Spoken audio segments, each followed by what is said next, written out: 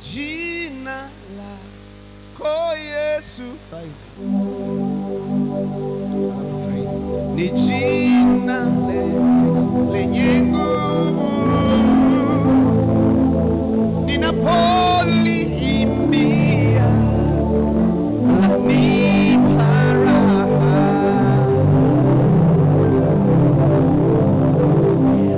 Upendo wako Yesu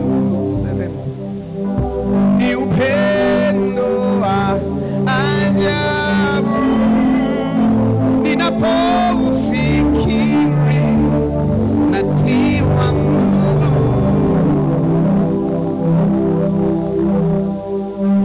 Jina lako Yesu ni jina lenye nguvu, ninapolifikiri lanipa raha.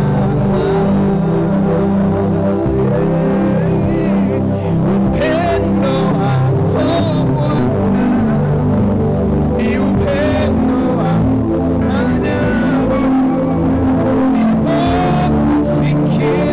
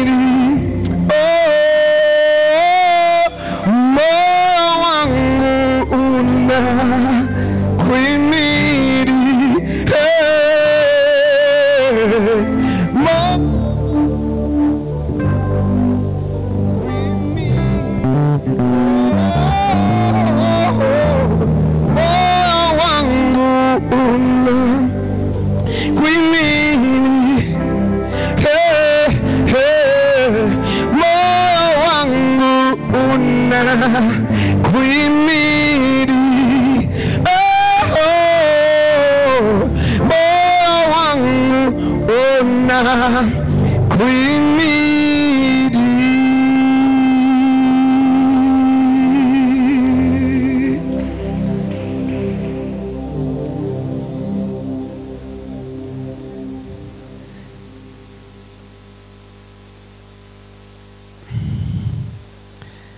Tumeongea sana kwa habari ya uimbaji wenye matokeo. Sasa na jana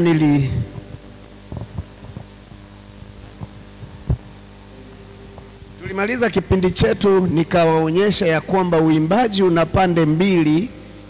Pande mmoja ni taaluma, upande mwingine ni huduma. Sasa upande wa taaluma nilikuwa najaribu kudemonstrate. Najua naweza viwango vyangu labda mnanizidi, lakini angalau na mimi nimo.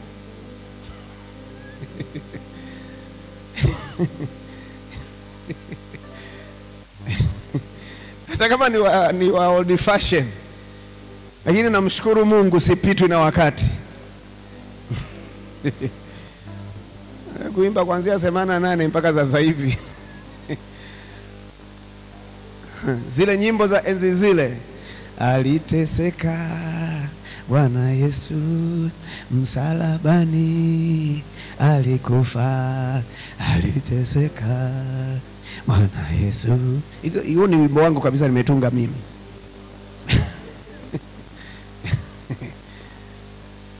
Sasa nikiangalia waimbaji tulioanzaga nao miaka ile, nimewaacha mbali tu, wengine walishakataa kubadilika. Kama ni upigaji, kinanda anapigia vidole viwili. Lakini mimi Mungu amenisaidia. Sasa tulichokifanya hapa, that is part of upande wa pili wa uimbaji, kwamba ni taaluma. Kwamba hapa tunaonyeshana tu namba na wao wanashika kile ambacho ninaonyesha. Hiyo ni taaluma, wanaka umejifunza zile kanuni. Lakini pia nilikuwa najaribu kuintroduce pia idea ya scale. Yaani kwa mfano tunapoimba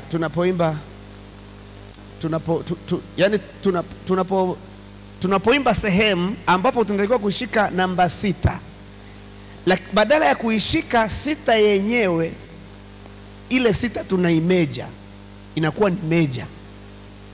Ndio unasikia ni kama mbona ni kama wanahama. Hatujahama wenzako. Tuko pale pale.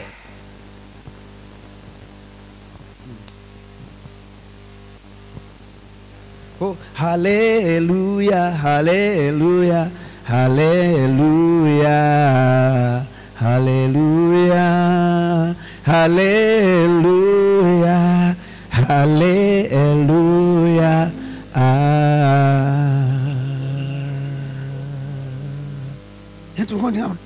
Unataka kupotea? Hatujapotea. Ndio nataka kwenda kuelezea waimbaji wanatakiwa wajifunze hivyo vitu. Mwimbaji ambaye anasema mambo hayo mnatuletea complication, kaa pembeni, acha wanaoweza wafanye, kwa sababu tunataka uimbaji ambao, kwa taarifa yenu, kwa utangulizi, Mungu anapenda muziki mzuri. Mungu anavutiwa na muziki mtamu. Ndiyo maana mkipiga vibaya hashuki, kwa sababu pia kuna wanaoimba vizuri lakini Mungu hashuki. Nilikuwa naongea na waimbaji hapa mchana kwamba kuna tofauti kati ya talent na anointing. Kuna wengine wanavyo vyote, kuna mwingine ana kimoja. Mtumishi wa Mungu Romeo Osai alienda Marekani. Wakati wanaimba, si wanaimba kwa utaalamu sana. Sasa akajua sasa majamaa yamezama rohoni. Mungu akamwambia, we hapa hamna kitu, hapa kuna ujuzi tu ndio unaokutisha, hamna kitu hapa, mimi hata hapa sipo. Akashangaa. Na hicho kitu kweli kipo. Kuta kitu kinaimbwa vizuri, watu wanapiga vizuri, lakini Mungu hayuko pale. Kwa sababu kuna tofauti kati ya talent na anointing. Sasa sisi kanisani tunatakiwa tuimbe kwa talent, lakini pia kwa anointing. Ukivijumlisha hivi vyote, unatokea mlipuko wa uamsho usiokuwa wa kawaida. Kwa ili uimbaji uwe na matokeo makubwa, mojawapo ya mambo ambayo ni muhimu, unatakiwa ufanyike kwa ustadi. Uimbaji unatakiwa ufanyike kwa ustadi.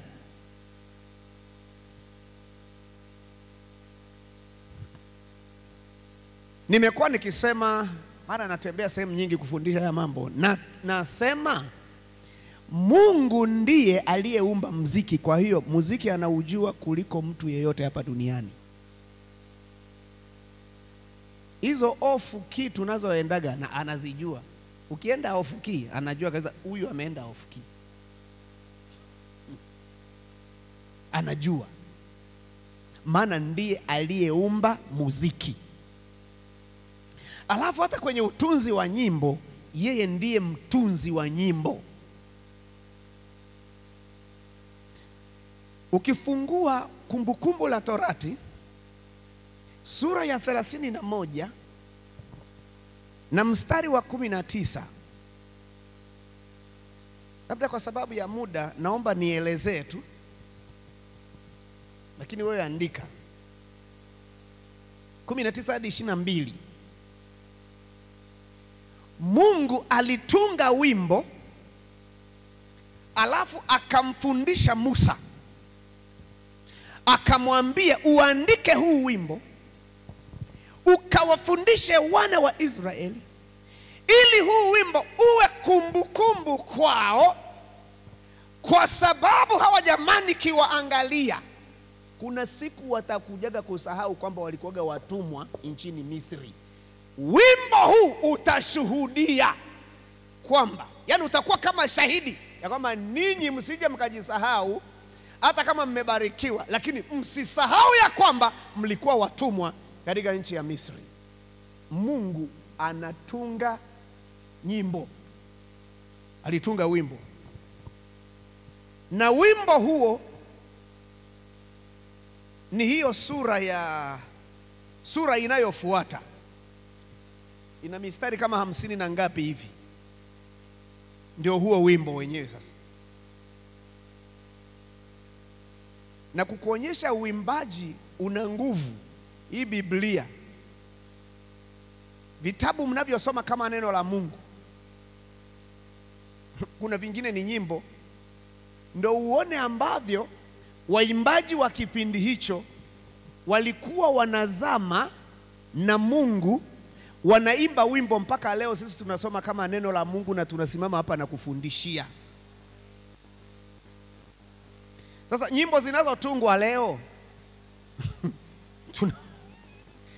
ambazo tulitoa na mifano yake hapa, unaweza ukaweka kwenye Biblia kwamba vizazi vijavyo vio vinasoma kama neno la Mungu.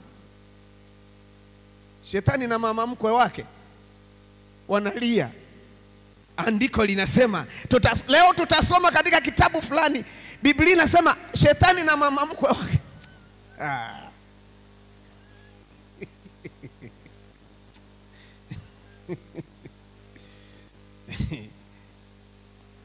Lakini waimbaji wa zamani walikuwa wanatembea na Mungu mpaka nyimbo zao leo ndio tunasoma kama neno la Mungu. Wale walienda chuo cha Biblia, mchungaji Elia, moja wapo ya kitu ambacho mmefundishwa kuhusu Biblia, kuna vitabu vingine ni poetic books, vitabu vya ushairi. Hayo mashairi ni nyimbo, yalikuwa yanaimbwa. lakini leo sisi ndo tunasoma kama neno la Mungu. Sasa hawa watu waliimba baada ya kuvuviwa na Mungu, ndio maana wakatoa vitu. Nilisema hata jana kwamba wimbo unatakiwa upokee kutoka kwa Mungu, ndipo mje mjifunze. Lakini leo kuna watu wanajiita ni songwriters, wao ndo wanaandika mashairi. Ndio maana nyimbo zetu haziendi popote. Lakini kuna nyimbo ambazo zile nyimbo za wokovu kwa mfano, ukizimba mpaka leo Roho Mtakatifu anaanza kutembea. Kwa nini? Wale watu waliozitunga. Au ukianzisha wimbo tu Bwana Mungu na shanga kabisa, aliyeimba ule wimbo nyuma yake ukifuatilia, unajua hizo nyimbo, kila wimbo una historia. Kwa mfano aliyeimba I have decided to follow Jesus, I have decided to follow Jesus, no turning back, no turning back. Kifuatilia historia, baada ya kuokoka alikamatwa na wazazi wake, akaambiwa kama unaendelea na msimamo wa huyu Yesu, tunaenda kukuua, tunakutupa baharini ufie huko. Kweli wakamchukua kwenye boti. Unakataa kumkana Yesu? Nimekataa. Wakamchukua, wakafika wakamdump katikati ya bahari, wakarudi na boti yao. Halafu wakamkuta yuko nchi kavu tayari, anaimba huo wimbo. Yaani wewe si tumekutupa kule. Wakamkuta anaimba huo wimbo. Ndio maana zile nyimbo karne na karne zitapita, bado zina mashiko. Kwa nini? Mahali zilikotokea, chanzo.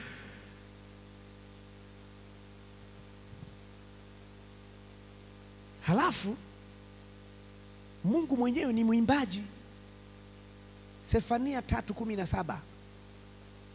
Sefania 3:17, Mungu waga anaimba.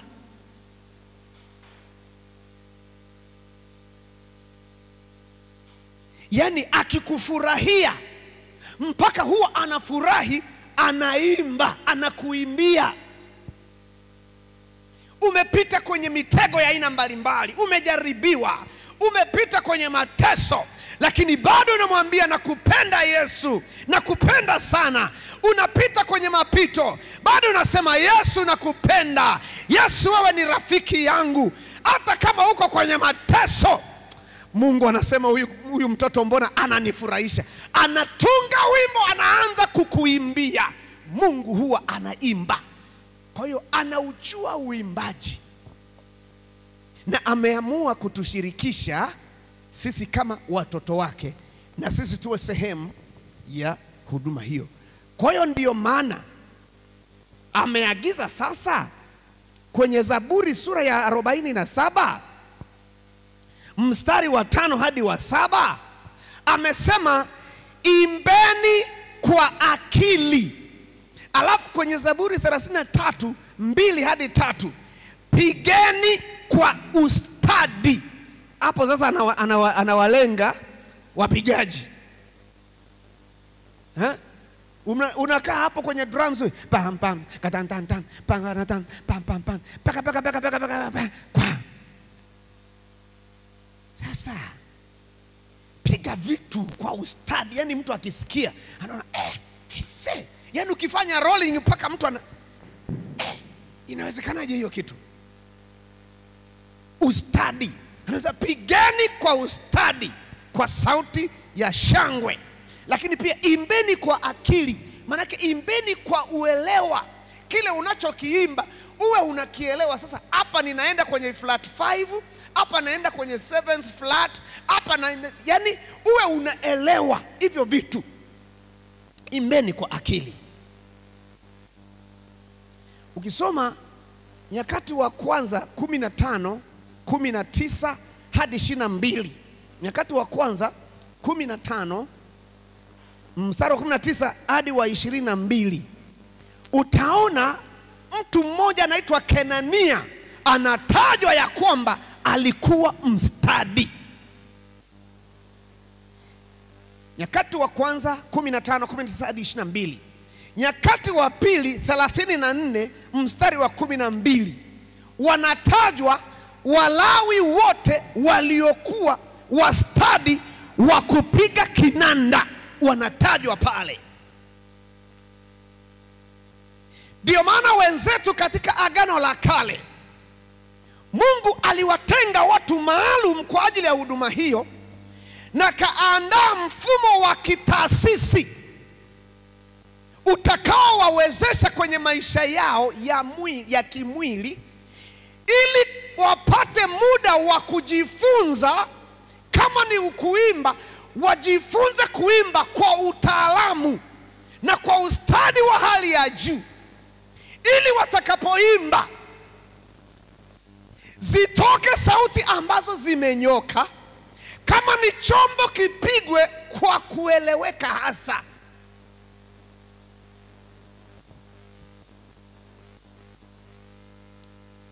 Sasa huo mfumo wa kitaasisi, kwa sababu ya muda sitaweza kuelezea zaidi, lakini kuna mahali inasema walikaa kwenye vyumba vyao, hawakuwa na kazi nyingine yoyote. Kwa tangu asubuhi mpaka jioni kazi yao ilikuwa ni hiyo.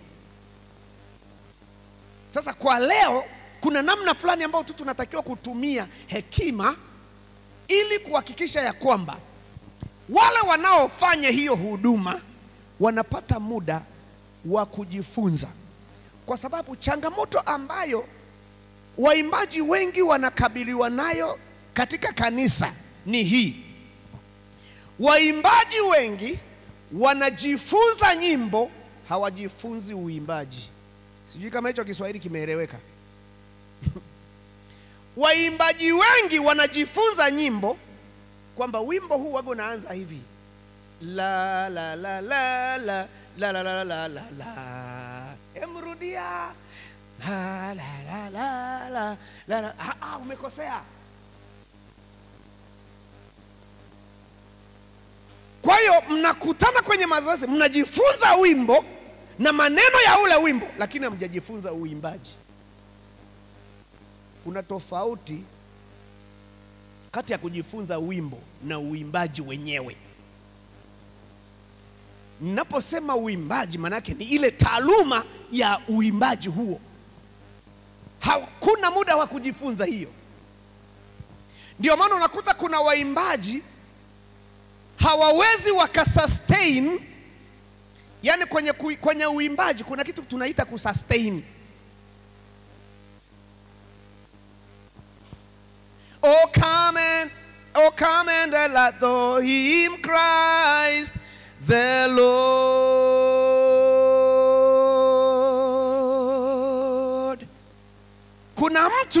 Kuna mwimbaji ukimwambia avute namna hiyo, aweza akahimili him, Christ the Lord, tayari ameshaishiwa pumzi.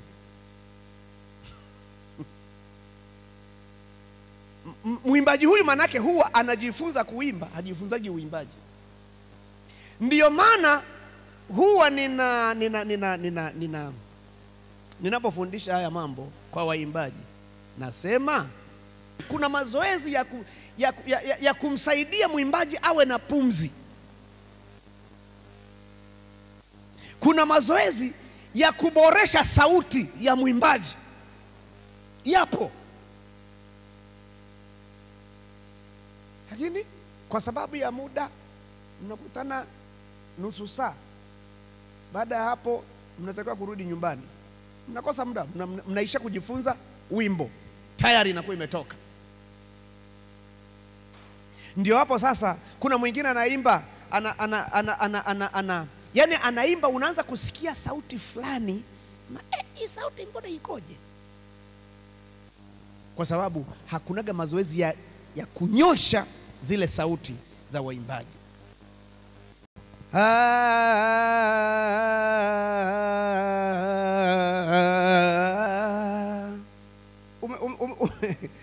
Umeisikia hiyo?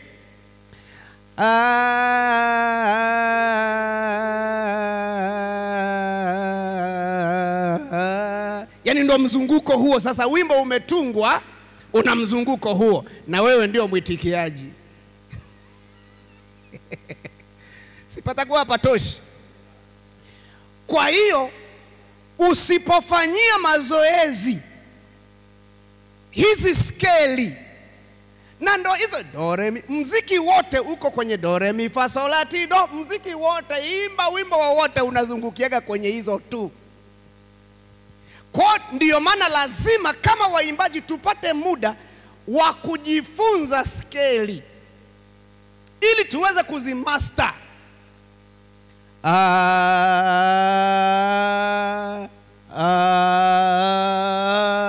Yani kati ya do na re kuna nyingine iko hapo katikati. Upatikane huo muda wa waimbaji kujifunza.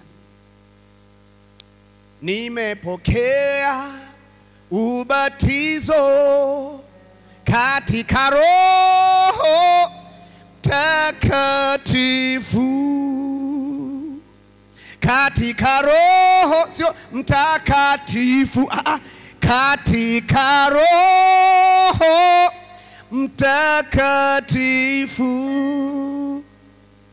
Sijui na nyinyi tuko pamoja? Flat 5 pale, katika Roho Mtakatifu. Sasa huwa inanoga kama wote mnaoimba mtatembea pale pale, lakini mwingine takatifu, mwingine takatifu, tayari unasikia vurugu fulani kwenye masikio.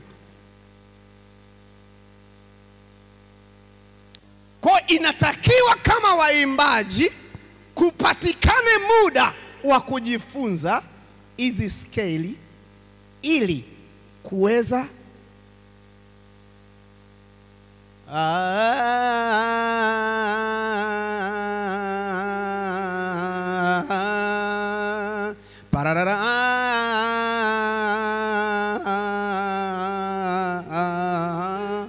Sasa kama wewe sio mwimbaji, wakati mwingine unaweza ukasema watu mbona wanafanya fujo? Sio fujo, ndio muziki wenyewe.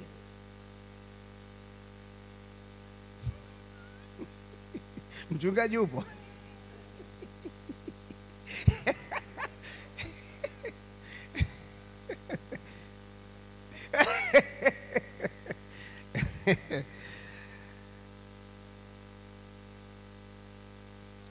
Ili uende viwango vya juu lazima upate muda wa kumaster hivi vitu, kwa sababu hata Mungu huwa anamtumia mtu kulingana na maarifa aliyonayo. So hilo ni jambo la muhimu la kwanza, kujifunza skeli. Jambo la pili, kujifunza funguo, key. Kama ni mpigaji, hakikisha unapiga key zote. Najua wapigaji wa kibongo wengi, ukikaa kwenye kinanda, batani ya kwanza unayoitafuta, transpose iko wapi?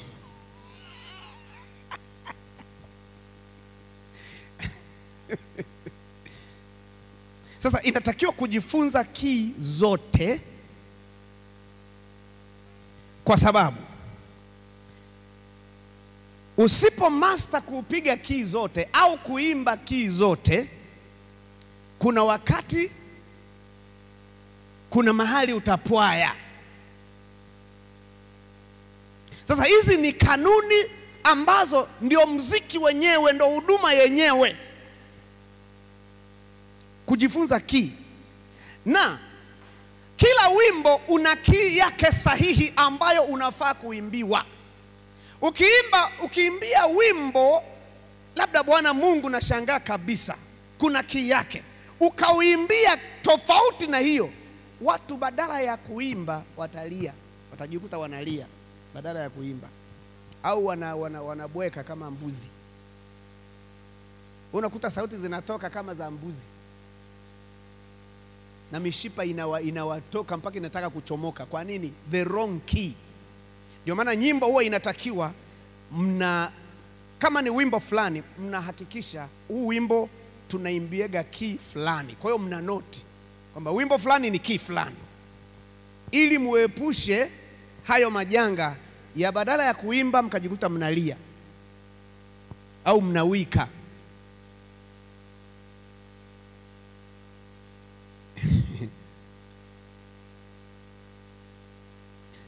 Na katika hizi key kuna zingine ni major, kuna zingine ni minor. Kujifunza zote. Kwa mfano tukiimba Bwana Mungu nashangaa kabisa, ambaye hajui minor, pale alipotakiwa ashike namba 3 utakuta ametulia kwenye moja tu.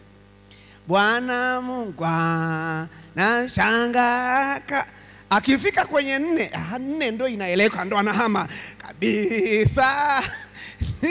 Anarudi tena kwenye moja. Majinsi vilivyo. Maana zingine hajajifunza.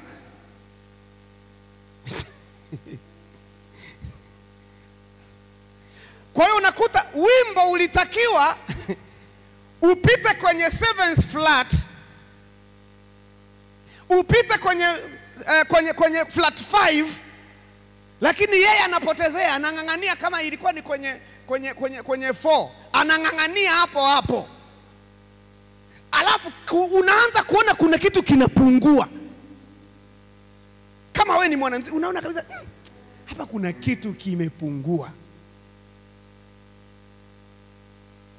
Yesu ni wangu asifiwe, nitamwimbia siku zote, na nitamwona mbinguni juu. Hey, hey. Moyoni mwangu furaha kuu. Sasa tukipanga zile sauti, Yesu ni wangu asifiwe, nitamwimbia siku zote,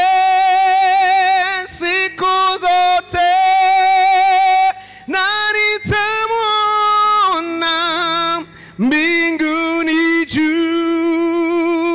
Moyoni mwangu furaha kuu.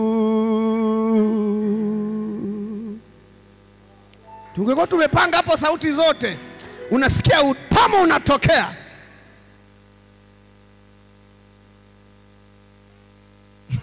Ni hatari. Lakini hapo mwanamuziki yani amepita maeneo mengi, kona, ndio kinapatikana hicho kitu kitamu.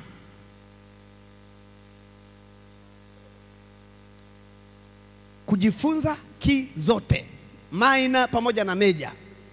Kujifunza chord zote.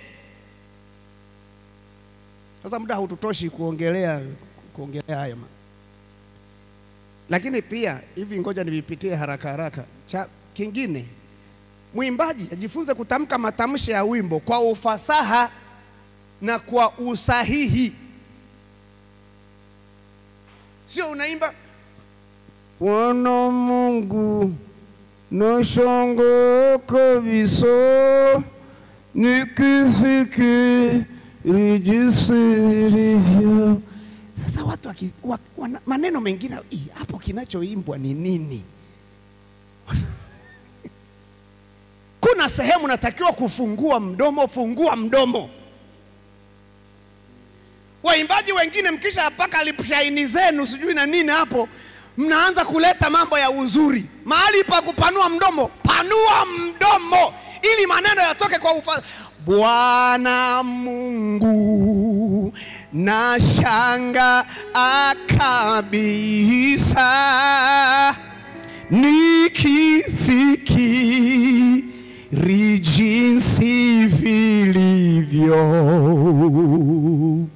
nyota, nguru, mo vitu vyote pia, viumbwavyo kwa uwezo wako,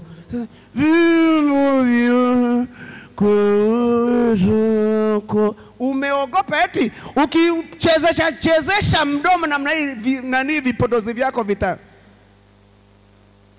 Ukiona hiyo ni tabu, kaa pembeni.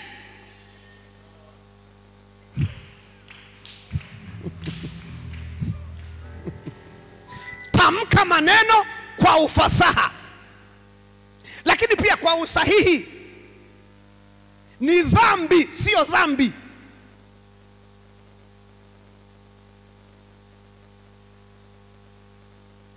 Acha dhambi ndugu yangu, acha dhambi. Dhambi ndio nini? Kwanza dhambi ni jina la mtu. Kuna askofu mmoja wa jimbo la Dar es Salaam anaitwa Dhambi. Asante Dhambi. Sasa unamsema huyo au ni dhambi. Kuna wimbo wanapendaka kuutumia, unakuta mwimbaji kwa sababu ya kutokutamka maneno kwa usahihi, wasamani Yesu wasa. Hebu mwabudu Bwana, inua mikono yako.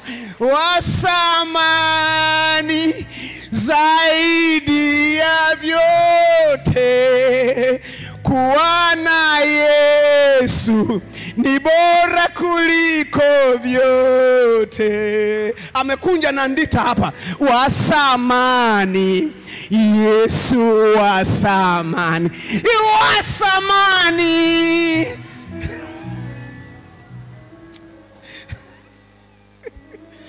Unafahamu maana ya samani? Samani ni furniture.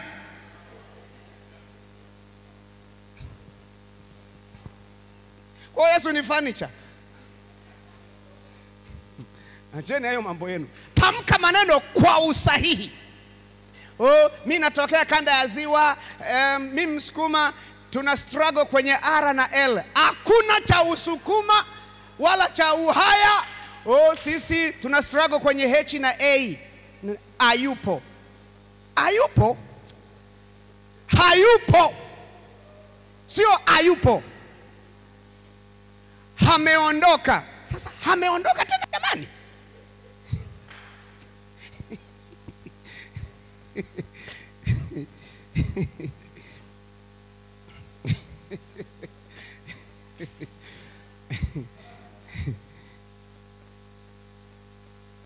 Wakaleta ngombe. Ni ngombe, sio ngombe. Ni kung'aa, sio kung'aa.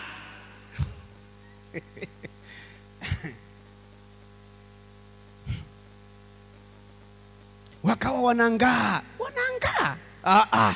Ni wanang'aa.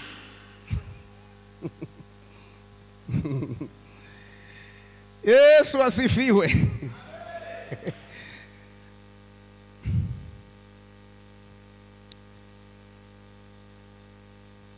Mwimbaji pia lazima ajifunze kingine katika kuimba kwa ustadi. Mwimbaji ajifunze, aielewe sauti yake. Yaani wewe kama wewe unatakiwa uijue sauti yako, kwamba je, mimi sauti yangu nina panchi kubwa au ni ya kawaida? Yaani sauti yangu ina nguvu sana au ni ya kawaida?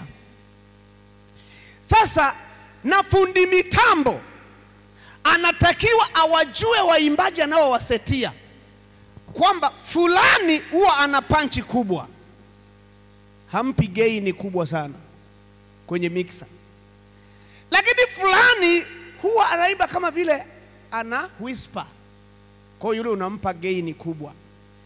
Na unawapanga wewe, utakaa kwenye maiki hii, na wewe mwimbaji usifanye kiherehere, mimi nataka nikae kwenye hii hapa. Fundi mitambo ameseti maiki kulingana na sauti zenu, kwa sababu kama sauti yako ina panchi na gain ikawa ni kubwa, ukianza kuimba wengine wote hawatasikika, utakuwa unasikika wewe peke yako, na wakati wote tunatakiwa tusikike. Ndio hapo sasa tunapotangaza soko, tunapotangaza mafunzo ya mafundi mitambo pale chuoni kwetu, ili wayajue haya. Yaani fundi mitambo kazi yako sio kujua tu hiyo mixer, unatakiwa kuwajua hata unaowasetia, kwamba huyu sauti yake waga iko hivi, huyu wa kike nimwekee frequency ipi, nizidishe frequency ipi na nipunguze frequency ipi pale kwenye mixer. Ndio hapo sasa setting ikifanyika kinatoka kitu kizuri. Lakini kama na waimbaji hamna hiyo nidhamu ya kujua, mimi huwa naimbia, na in fact fundi mitambo unatakiwa kulebo maiki zako, maiki namba 1, maiki namba 2, yani ki professional kabisa. Kama wewe ni sound engineer professional, una lebo maiki zako, unasema kabisa maiki namba fulani nimeiseti maalum kwa ajili ya leader, kwa inakuwa na special setting yake. Sio watu maiki unayaweka tu hapo, alafu kila mtu anaenda kujizolea.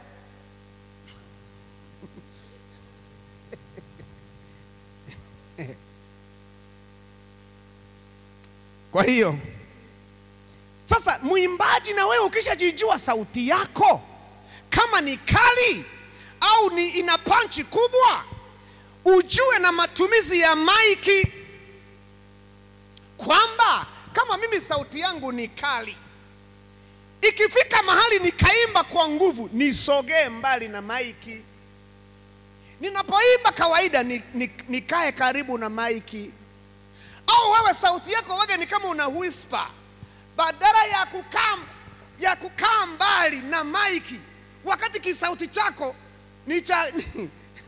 ni cha kunong'oneza, alafu tena unakaa mbali na maiki. Sasa wewe unachotafuta ni nini?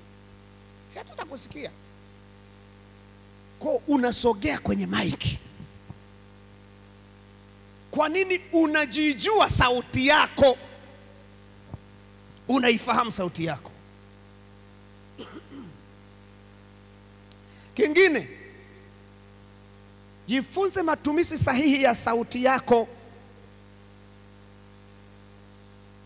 Matumizi sahihi yatasaidia kuitunza sauti yako. Kwa mfano,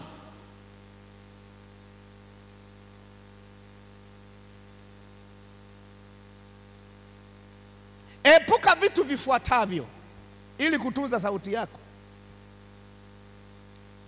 Kama unakaribia kwenda kuimba, umekaribia kwenda kuimba, usile ukashiba sana.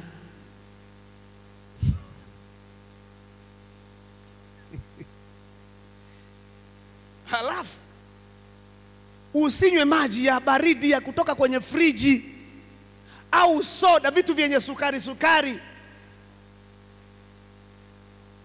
Ukifanya hivyo vitu vinaharibu sauti. Ukisimama hapo ukianza kuimba tu, ghafla vimate fulani vinakuja pale. Unaendelea kuimba, unaweza tena kikuwahi unakoholea mpaka kwenye maiki. Bwana Mungu na shanga. Halafu ukila ukashiba sana, inashindikana kutoa sauti nzuri laini. Inakuwa vigumu. Maana misuli, kinachotengenezaga sauti nzuri ni misuli ya tumbo. Ikiwa iko relaxed. Sasa wewe umepiga mpaka, yani misuli mpaka imesimama hivi. Ukitaka uirelaxishe kidogo angalau ili urekebishe sauti hapa, hakuna sehemu ya kurelax, maana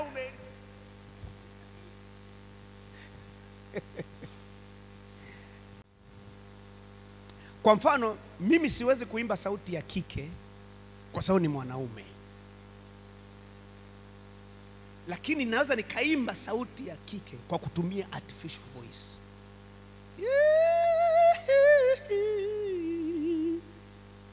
Hiyo ni artificial. Nikisema nipande na nani na natural voice pale, mtasikia vituko. Unaweza kushangaa mpaka mtu anajamba, anaachia kijambo kwa sababu amejilazimisha kufanya kitu ambacho huku unatoa na huku nyuma unatoa. Umejilazimisha kufanya kitu. Sasa kila mtu ana artificial voice na natural voice. Artificial unaitumia pale ambapo huwezi ukapanda kwa sauti ambayo ni natural.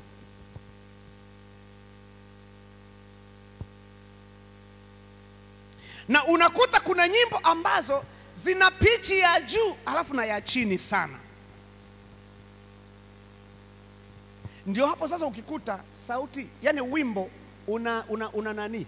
Kwa mfano mnakumbuka siku ya kutabika, siku ya fujo inakuja itokayo kwa Bwana, Bwana wa majeshi. Anayeimbisha hapo ni mwanaume. Sauti anayotumia ni artificial. Na kila mtu, uwe ni mwanaume uwe ni mwanamke, tuna artificial na natural voice. Sasa kuna nyimbo wakati mwingine unatakiwa kucheza nazo, kuna mahali unapiga artificial. Wastahili, hiyo ni natural. Wastahili sifa twakuabudu Bwana. Yani nimemove kutoka kwenye artificial nikaingia kwenye natural. Sauti yangu imekwama kwa sababu ya kuhubiri. Ndio maana nashindwa kudemonstrate vizuri. Kwa lazima ujue pia kucheza na hizo. Maana kuna waimbaji wengine unakuta hata leo nimesikia, yani kuna binti moja alikuwa anajilazimisha kuimba, yani kii iko juu alafu anajilazimisha aimbie natural voice. Kwa matokeo anatoa kisauti fulani kinakuwa kinachomoka, hakina ulaini.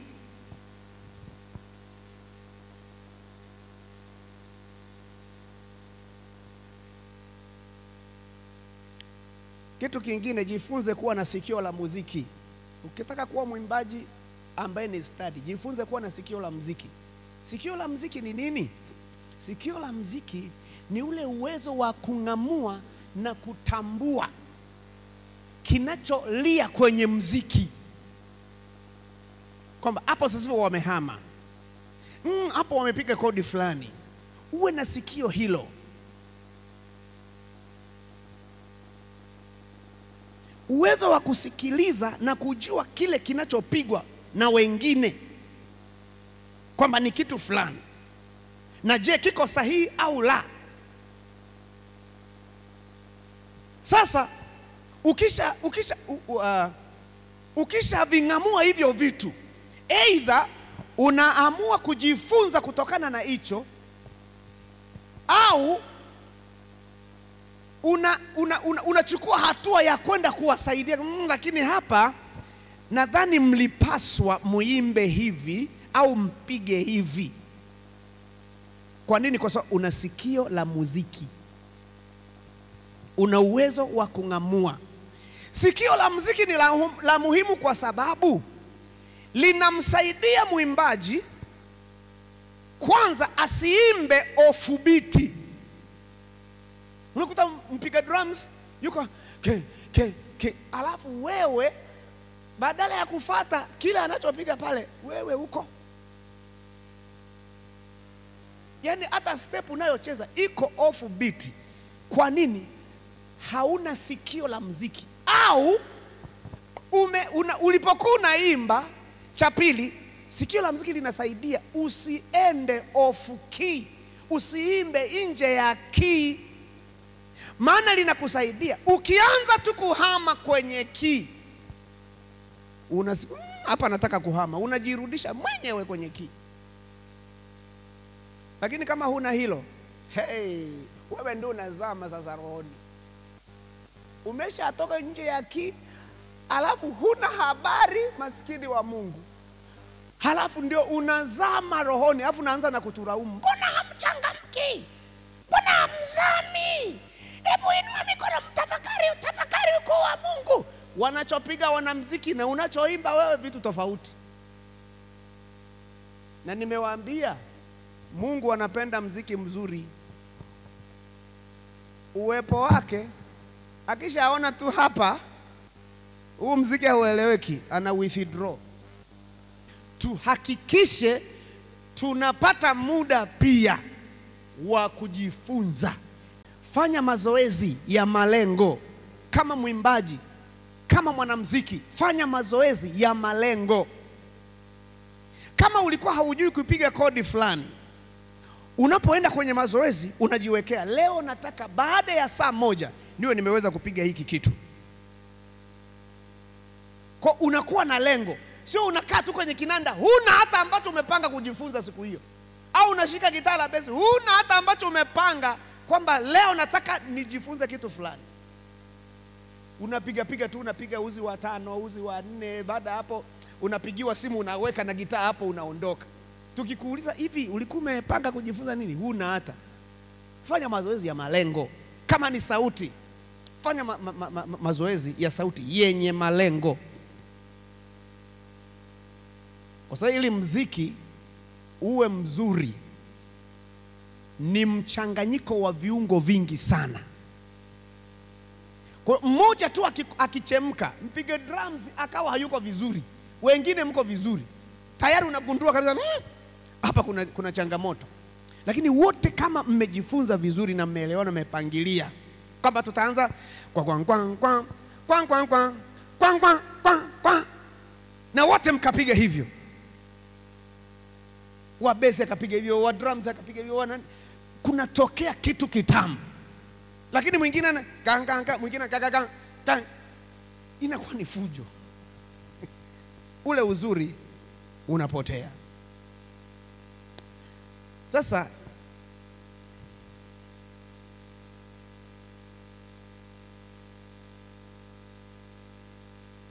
kesho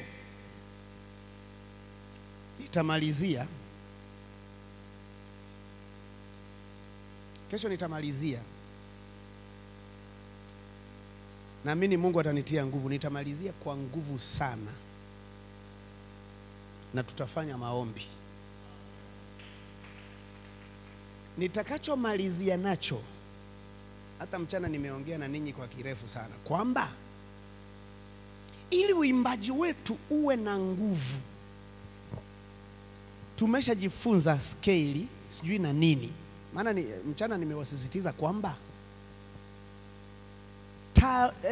talent ina nafasi yake, lakini kuna nafasi ya Mungu mwenyewe ajiungamanishe na hiyo talenti yako, ndipo lizaliwe bomu litakaloleta mlipuko wa nguvu za Mungu mahali pale uimbaji unafanyika. Kwa talenti peke yake haiwezi kasimama na ikasababisha matokeo. Sasa kesho nitamalizia kwa nguvu kuelezea hicho kitu, ni nini kinatakiwa kifanyike. Mungu akinisaidia, nadhani niliwaahidi nitaongea juu ya jinsi ya kumwimbia Bwana, na hii inawahusu hata washirika. Kwa sababu kuna mahali fulani, yani wale wanaoitikia, wale tunaowaongoza, kuna mahali fulani huwa tunasababisha tusione matokeo ya kiungu kwa sababu ya wapokeaji pia. Maana tunapomwimbia Bwana, unavyoimbaga kwenye harusi ni tofauti na unapokuwa hapa kanisani ukimwimbia Bwana. Hivyo ni vitu viwili tofauti. Ndio maana hata juzi nikasisitiza, kuongoza ibada na kuongoza sherehe ni vitu viwili tofauti. Sasa wengine wamekuwa wakichanganya, anaongoza ibada kama MC kwenye sherehe. Ni kutokututendea haki. kama kiongozi wa ibada, your role is to make sure that the atmosphere in the service is saturated with the presence of God. Yani kuhakikisha anga limejawa na uwepo wa Mungu. Sio unaanza kufanya vichekesho sijui nini eti unataka kuwachangamsha watu. Kwani muda wote watu wanatakiwa wachangamke? Kuna wakati wanatakiwa watafakari mavituko yao. Sasa watatafakari kuwa wanacheka. Kuna wakati watu wanatakiwa wawe serious. Lakini sisi tumekariri tu ukisimama kuongoza lazima watu wachangamke. Jamani changamkeni. Na makosa haya huwa yanafanyika. Kwa mfano, hasa baada ya worship. Na hiki kitu huwa kinanikera sana. Na haijalishi nani waga nakifanya. Yani tumeworship, Roho Mtakatifu ameshuka, watu bado wanabubujika, anasimama kiongozi, haleluya haleluya, piga makofi, piga, mbona wengine hampigi? Hebu piga makofi, changamka. Sio ni fujo. Haya ndio mambo yanaitwa kumzimisha Roho Mtakatifu na kumhuzunisha Roho Mtakatifu. Kuna namna ambavyo unatakiwa kuexit, kuwatoa watu waliokuwa wamezama. Unatakiwa utoke taratibu. Kuna style ambayo unatakiwa uitumie. Unafikiri eti kwa sasa ili eti uonekane wewe ndio kiongozi wa ibada. Kwa na wewe unakuja na vibe fulani. Hakuna cha vibe. Unatakiwa kusoma alama za nyakati. Ibada imefika wapi? Iko kwenye level gani? Inatembea kwenye viwango gani? Ili na wewe utembee na hivyo. Na ili uweze kuwatoa watu vizuri kwa usalama, kuwashusha kutoka kwenye hiyo hali, lazima na wewe uwe ulikuwa pale. Bakia katika hali ya kawaida, unaanza kuongea sasa nao katika mazingira ya kawaida. Nitaanza na hicho kitu, jinsi ya kumwimbia Bwana, lakini nitamalizia na hicho kipengele. Ili uimbaji na huduma yoyote ile iweze kuwa na matokeo yenye nguvu. Ukiachilia mbali hivi ambavyo tumejifunza, ustadi, sijui na nini, ambavyo vyote hivyo ni vya muhimu, kuna mambo gani yanatakiwa yazingatiwe? Hakuna kama wewe, unatenda maajabu. Hakuna kama wewe, hakuna kama wewe.